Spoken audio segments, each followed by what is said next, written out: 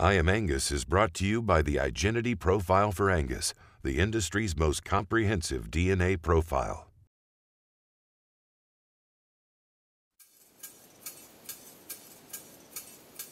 Bill Hogue is a lifelong cattleman and builder of dreams. His home is in the Flint Hills of Kansas.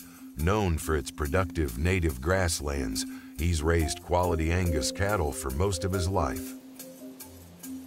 But a life's greatest contributions often come in unexpected ways. And so it was with Bill and his wife Kathy when they bought a nearby ranch in the mid-2000s. When we drove by this for the first time, it looked like an impossible challenge. It didn't even really cross our mind that we might be able to even save it. I came over and looked at it, showed me all of it down the valley, and it was a day in January and the sun was out and cattle was laying down the valley and pastures up on the hills, and it wasn't a cold day. It's probably in the 30s, but wind blowing, and you get up on top, it's kind of nippy. Those cattle didn't even know the sun or the wind was blowing. Come out the other end, and I thought, good Lord, this is what I've been looking for all my life. The ranch was settled by Swiss immigrants, the Kinsley family, about the time of the Civil War. The Kinsleys were married in Wisconsin, then made the journey to Kansas in a covered wagon. They homesteaded in 1859 and spent 3 years building their home from limestone rocks, which they quarried from the hills. And they started this house. I built 2 caves that are attached, and that's the foundation for the house. And they was going to make Swiss cheese. And I think they had a couple problems with it. The biggest one was getting their product to market. For 5 generations, the Kinsleys remained on the land, even expanding their holdings to more than 5,000 acres.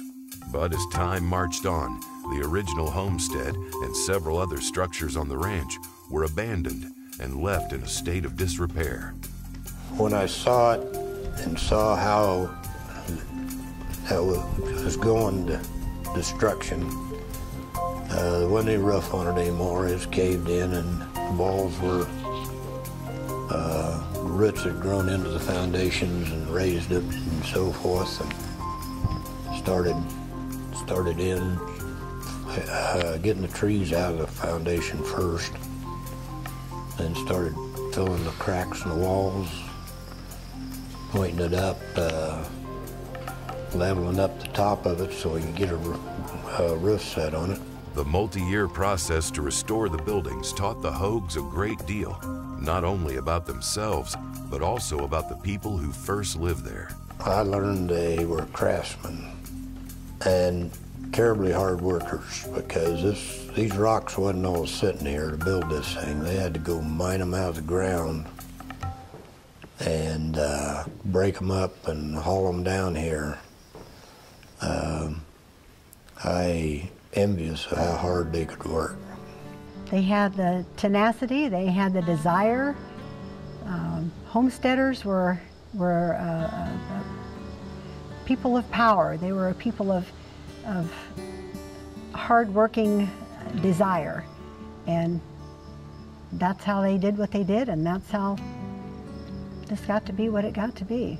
Perhaps most importantly, the Hogues are like thousands of other Angus ranchers who, one stone at a time, are protecting all that once was for future generations to enjoy. Ranches, as the Hogues have shown, are much more than just cattle. They're a direct connection to our past, where the lessons of history still carry on the breeze. Well, I suppose the contribution of Stonebridge at this point is to share it with our community. The descendants of this place now are coming back all over the country to visit and see what their beginning homestead descendants created here, and to try and really get the feel of what it did take to create this and the work that took to go out and gather stone by stone to build this and to start a life this way. I think most of the people come now that was born in town and haven't been around anything like this, they're kind of amazed at what it is now. So They look back at their ancestors and probably they were doing something like this. They wouldn't look far enough.